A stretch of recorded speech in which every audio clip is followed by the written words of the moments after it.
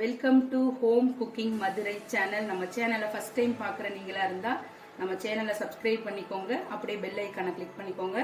இன்னைக்கு சிக்கன் குழம்பு fresh cream போட்டு எப்படி செய்யறதுன்னு உங்களுக்கு நான் வீடியோவில் செஞ்சு காட்ட போகிறேன். வாங்க பார்க்கலாம். நடு பற்ற வச்சுட்டேன். அதுக்கு ஒரு குக்கர் எடுத்துக்கலாம். ஃபர்ஸ்ட் இந்த சிக்கன் குழம்பு செய்யறதுக்கு என்னென்ன பொருள் தேவைன்றதை நான் உங்களுக்கு காமிச்சிடுறேன். 1 kg சிக்கன் எடுத்திருக்கேன். 1 kg சிக்கனுக்கு நான் பெரிய வெங்காயம் 2 பெரிய வெங்காயம் எடுத்திருக்கேன். ஒரு 3 தக்காளி எடுத்திருக்கேன். ஒரு 2 tablespoon ginger garlic paste எடுத்திருக்கேன். ஒரு 3 டேபிள் ஸ்பூன் நல்லெண்ணெய் எடுத்திருக்கேன். நல்லெண்ணெய் கடலெண்ணெய் எது வேணாலும் நீங்கள் எடுத்துக்கலாம்.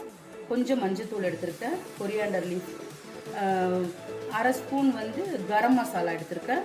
ஒரு 2.5 ஸ்பூன் சில்லி பவுடர் எடுத்திருக்கேன். ஒரு 3 ஸ்பூன் மல்லித்தூள் எடுத்திருக்கேன்.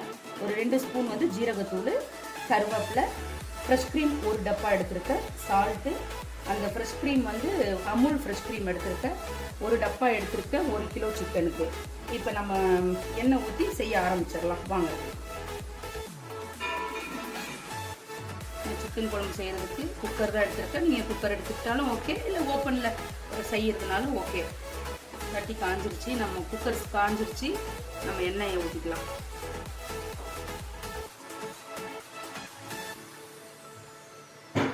ஒரு 3 டேபிள் ஸ்பூன் நல்லெண்ணெய் எடுத்து வச்சுருந்தேன். நல்லெண்ணெயை போட்டுக்கலாம். உங்கள்கிட்ட கடலெண்ணெய் இருக்குது, வேறு ரீஃபைண்ட் ஆயில் இருக்குது, எந்த ஆயில் வேணாலும் நீங்கள் யூஸ் பண்ணிக்கோங்க.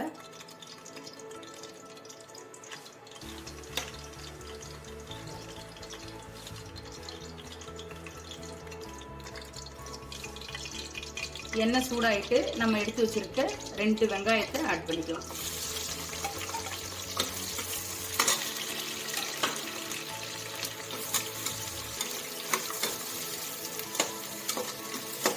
ரெண்டு வெங்காயத்தை போட்டாச்சு. கூடவே கருவேப்பிலை எடுத்து வச்சிருக்கோம்ல, அதையும் போட்டுக்கலாம்.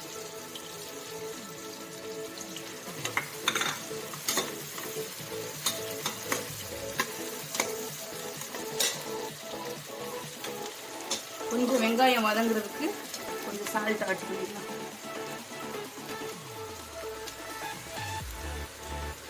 சிக்கன் குழம்புக்கு தேவைப்படுற ஃபுல் சால்ட்டும் நான் ஆட் பண்ணல. கொஞ்சம் வெங்காயம் வதங்குறதுக்கு மட்டும் கொஞ்சமாக ஆட் பண்ணியிருக்கேன். ஒரு 1/2 டீஸ்பூன் ஆட் பண்ணியிருக்கேன். நம்ம இப்போ வெங்காயம் ஓரளவுக்கு ஒரு 60% வதங்கினதுக்கப்புறம் நான் உங்களுக்கு காட்டுறேன். அதுக்கப்புறம் என்ன பொருள் ஜிஞ்சர் கார்லிக் பேஸ்ட் ஆட் பண்ணணும். பட் வெங்காயம் ஒரு 5 மினிட்ஸ் வதங்கட்டும், நம்ம பார்ப்போம். பாருங்க ஃப்ரெண்ட்ஸ், வெங்காயம் இந்த அளவுக்கு வதங்கிருக்கு. இந்த ஸ்டேஜில் நம்ம ஜிஞ்சர் கார்லிக் பேஸ்ட் எடுத்து வச்சுருக்கோம்ல, ஜிஞ்சர் கார்லிக் பேஸ்ட் ஆட் பண்ணிக்கலாம். இந்த அளவுக்கு வெங்காயம் வதங்கினதுக்கு அப்புறம் தான் நம்ம ஜிஞ்சர் கார்லிக் பேஸ்ட் போடணும். இதுக்கு முன்னாடியே போட்டோம் அப்படின்னா வெங்காயம் நல்லா வதங்கலைன்னா இந்த குழம்பு அவ்வளோ நல்லா இருக்காது. அதனால வெங்காயம் தக்காளி நல்லா ஸ்மாஷ் ஆகணும். 2 டேபிள் ஸ்பூன் எடுத்து வச்சுருந்தேன் ஜிஞ்சர் கார்லிக் பேஸ்ட், அதை போட்டுக்கலாம். 2 டீஸ்பூன் ஜிஞ்சர் கார்லிக் பேஸ்ட் போட்டிருக்கேன். அதையும் போட்டு நல்லா பச்சை வாடை போகிற வரையும் நம்ம இந்த வெங்காயத்தோட இஞ்சி பூண்டு பேஸ்ட்டை நல்லா வதக்கிக்கலாம். கூடவே எடுத்து வச்சுருக்க 1/2 டீஸ்பூன் மஞ்சள் தூள் போட்டுக்கலாம்.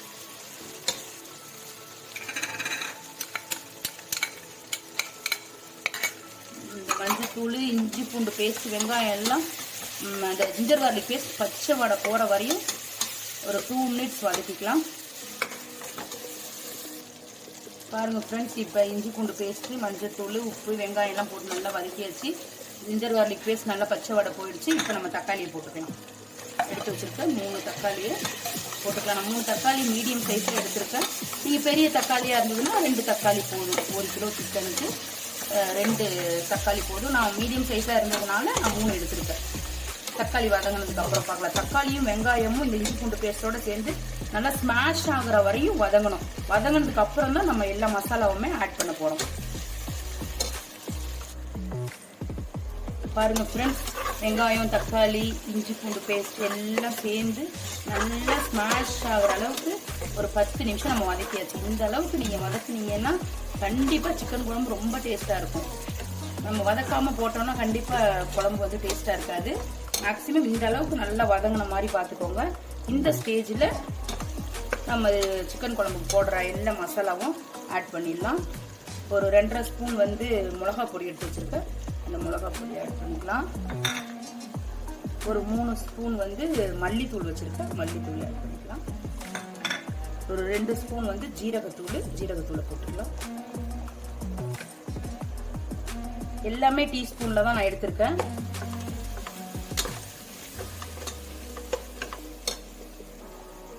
அரை டீஸ்பூன் கரம் மசாலா,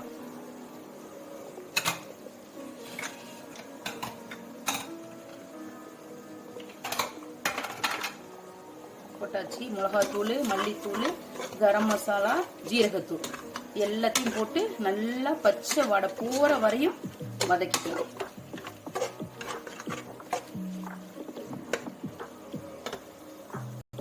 பாருங்க ஃப்ரெண்ட்ஸ், நம்ம போட்ட மசாலா எல்லாம் நல்லா வதங்கிருச்சு. எல்லாம் அப்படியே அந்த சைட்லலாம் எண்ணெய் வருது பாருங்க. நம்ம இதில் வந்து தண்ணி சேர்த்து இந்த மசாலாவை வேக வைக்கக்கூடாது.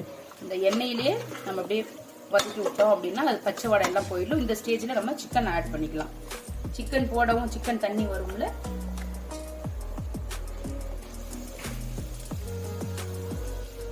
அது சிக்கன் தண்ணி விடுறதுனால மசாலா வந்து அடி பிடிக்காம இருக்கும். சிக்கனை மட்டும் போட்டுக்கோங்க, தண்ணி இப்போ எதுவும் ஊற்ற வேணும். சிக்கன் போட்டாச்சு. சிக்கனை போட்டு நல்லா மிக்ஸ் பண்ணலாம். மிக்ஸ் பண்ணிட்டு நான் உங்களுக்கு பார்த்தேன்.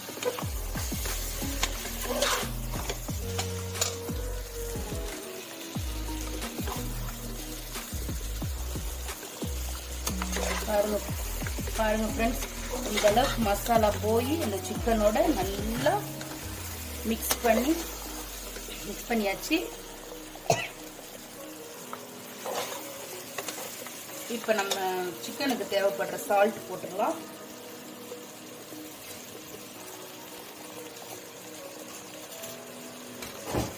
நம்ம ஏற்கனவே வெங்காயம் வதக்குறதுக்கு கொஞ்சம் போட்டுட்டோம். இப்போ 1 ஸ்பூன் போட்டுக்கலாம். இந்த ஸ்டேஜில் ஒரு 250 ml நம்ம தண்ணி ஊற்றி திரும்பவும் நல்லா அந்த மசாலா வாடெல்லாம் போகிற வரையும் வதக்கணும். குழம்புக்கு தேவைப்படுற எல்லா தண்ணியும் நம்ம இப்போ ஊற்றக்கூடாது. நான் சொல்கிறேன் உங்களுக்கு.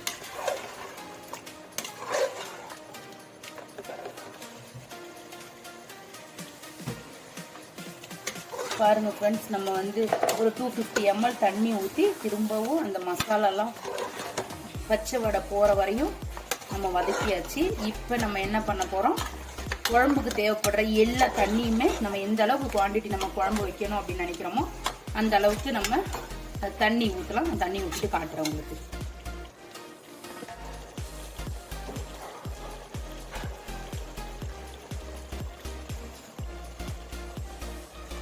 பாருங்க ஃப்ரெண்ட்ஸ், இந்த அளவுக்கு நல்லா வதங்கி இந்த எண்ணெய்லாம் பிரிஞ்சு வர நேரத்தில் தான் நம்ம என்ன பண்ணணும், குழம்புக்கு தேவைப்படுற மொத்த தண்ணியும் ஊற்றணும். பார்த்தீங்களா, இப்போ பச்சை வாடை எல்லாம் போயிடுச்சு. நம்ம மசாலா போட்ட உடனே நம்ம தண்ணி எல்லாம் ஊற்றணும் அப்படின்னா குழம்பு நம்ம எப்படி கொதிக்க வச்சாலும் அந்த பச்சை மசாலா வாடை எல்லாம் அப்படியே தான் இருக்கும்.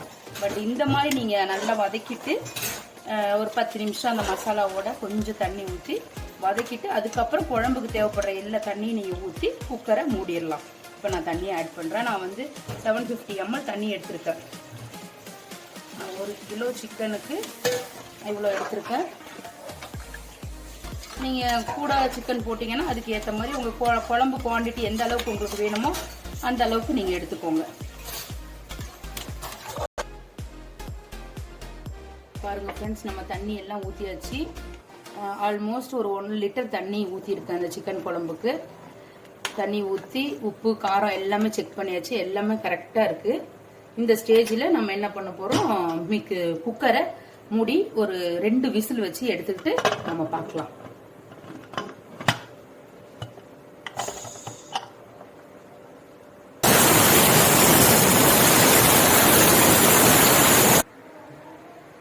ஃப்ரெண்ட்ஸ், நம்ம பாருங்க, இப்போ 2 விசில் வந்து ஆஃப் பண்ணியாச்சு.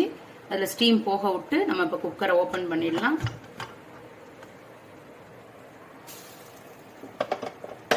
ஓப்பன் பண்ணியாச்சு. இப்போ நம்ம திரும்பவும் அடுப்பை பற்ற வச்சுக்கலாம். பாருங்க, குழம்பு நல்லா ரெடி ஆகிட்டு நம்ம 2 விசில் வச்சதுனால சிக்கன் எல்லாமே வெந்திருக்கும். இப்போ ஒரு கொதி வர ஆரம்பிச்சிச்சு பார்த்தீங்களா, நல்லா குக் ஆகிடுச்சு. இந்த ஸ்டேஜில் நம்ம எடுத்து வச்சிருக்கிற ஃப்ரெஷ் க்ரீம் வந்து இந்த நான் எடுத்திருக்கிற பிராண்ட் வந்து அமுல் பிராண்டில் ஃப்ரெஷ் க்ரீம் எடுத்திருக்கேன். இந்த டப்பா வந்து 250 ml. பட் 1 kg சிக்கனுக்கு நான் வந்து ஒரு 250 ml எடுத்திருக்கேன். நீங்கள் இது 1/2 kg நீங்கள் சிக்கன் பண்ணணும் அப்படின்னு நினச்சிங்கன்னா 100 ml கூட எடுத்துக்கலாம். 250 ml தான் எடுத்துக்கணும் அப்படின்னு இல்லை, 100 ml கூட போதும். அந்த ஃப்ரெஷ் க்ரீமை இந்த குழம்பு நல்லா கொதிச்சிட்டு இருக்க ஸ்டேஜில் நான் எடுத்து வச்சிருக்கேன் பாருங்க. இங்கே அந்த டப்பாவோட கொட்டினீங்கன்னா கொஞ்சம் கட்டியாக இருக்க மாதிரி இருக்கும். அதனால ஒரு பவுலில் மாற்றிக்கிட்டு லைட்டாக அப்படியே பீட் பண்ணிவிட்டு, தண்ணியெல்லாம் நான் எதுவுமே ஊற்றல, வெறும் ஃப்ரெஷ் க்ரீம் மட்டும்தான். இதை அப்படியே நம்ம அந்த குழம்புல ஆட் பண்ணிடலாம்.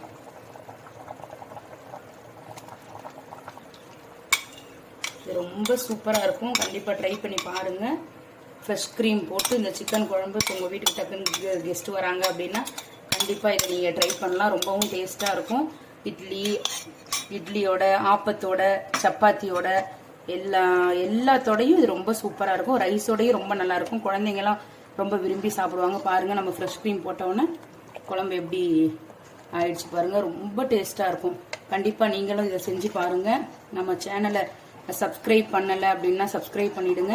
அப்படியே பெல் ஐக்கானையும் கிளிக் பண்ணிவிடுங்க. உங்கள் ஃப்ரெண்ட்ஸ் அண்ட் ஃபேமிலிக்கு ஷேர் பண்ணுங்கள். Thank you friends.